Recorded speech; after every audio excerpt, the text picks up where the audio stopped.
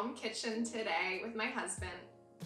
Do I have to say that? No, you have to do with this. Today we're making a very little, big little recipe for a chocolate granita that you can make completely with pantry staples.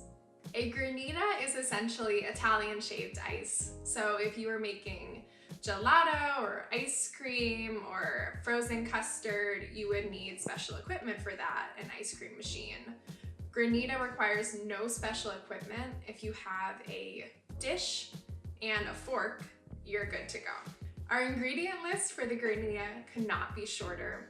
You need water and salt, which we're guessing you already have. Then the first ingredient that we need is cocoa powder.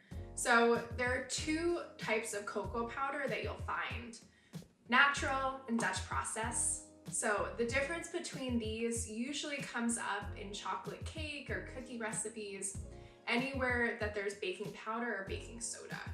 That's gonna affect the way the cocoa powder acts in the dessert.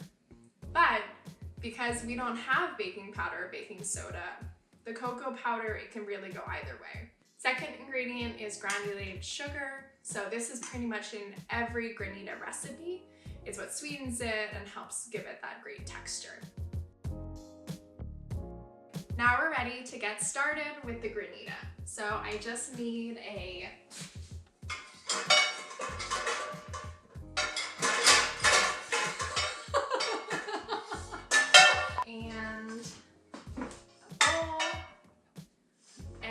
optionally a scale. So in the recipe for the granita, I have cup measurements as well, but for something like this, I really prefer to use a scale. Cocoa powder is very fluffy, and the way that it compacts in a measuring cup can vary a lot. So how much a cup of cocoa powder weighs for me might be different than how much it weighs for you. But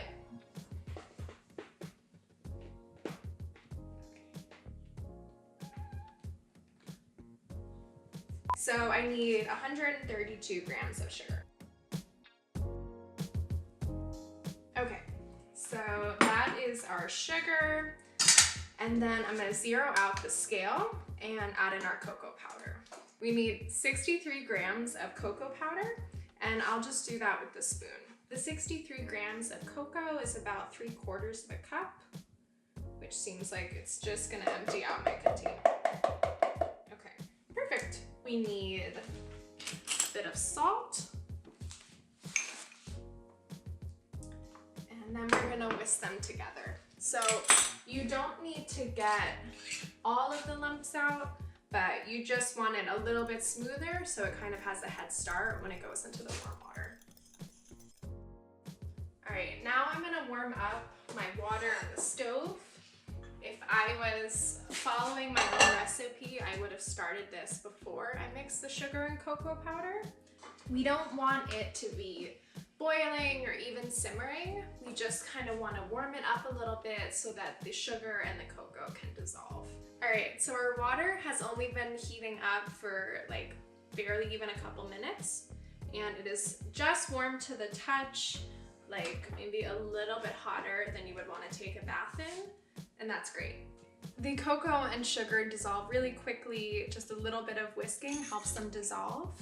At this point, you basically have hot cocoa, which would be very nice to drink in a mug, but we're not gonna do that. We're gonna resist and pour it into a baking dish and stick that in the freezer. Any dish will work. I call for an 8x8, which helps the granita freeze pretty quickly and evenly. But if you only have a 9x9 or a rectangular dish, anything will work. The freezing time might just have to adapt a bit. Just follow the same visual cues that I'll walk you through, and there's pretty much no way to mess it up. It's still pretty warm. I'm gonna put it on a freezer shelf that has air circulation under it and nothing else around it. So it might take a little bit longer in the first go, but it'll still be on its way.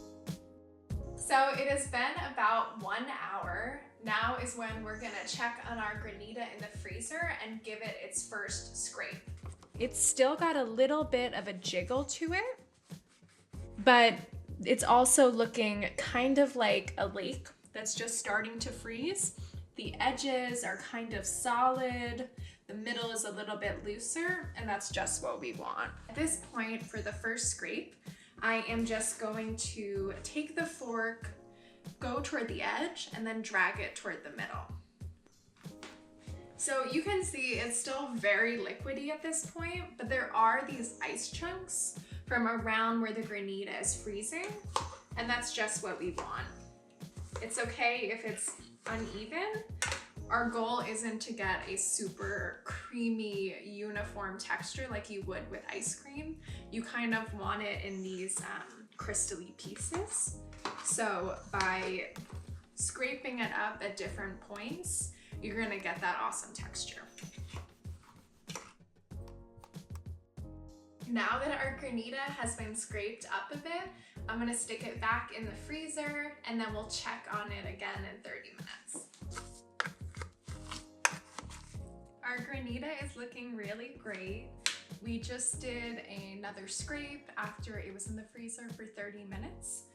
I am gonna put it back in the freezer for another 30 minutes. All right, our granita has chilled for another 30 minutes. So I'm gonna check in again with a fork. So at this point, it's very frozen. It's sort of hard for me to break up with the fork, which is just what we're looking for. So I am going to spoon it into these little dessert cubes that I have.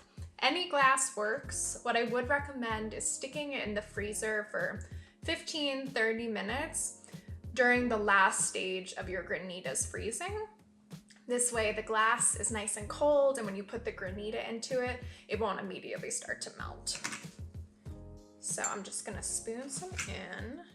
And at this point, you can eat the granita plain, or you could add really whatever topping you want. Could be some whipped cream, could be sweetened condensed milk, it could be whole milk Greek yogurt, crème fraîche, sour cream, or even just a drizzle of olive oil and some flaky salt. All right, so they're in our glasses. For one of these, I'm just gonna dollop some Greek yogurt on top. And for the other, I'm just gonna do a drizzle of olive oil and then a few sprinkles of flaky salt. This is our big little chocolate granita. To find the recipe, head on over to Food 52. If you want to see more recipe videos like this, subscribe to our YouTube channel. Let us know what recipes you'd love to see demoed in the comments, and I'll talk to you soon.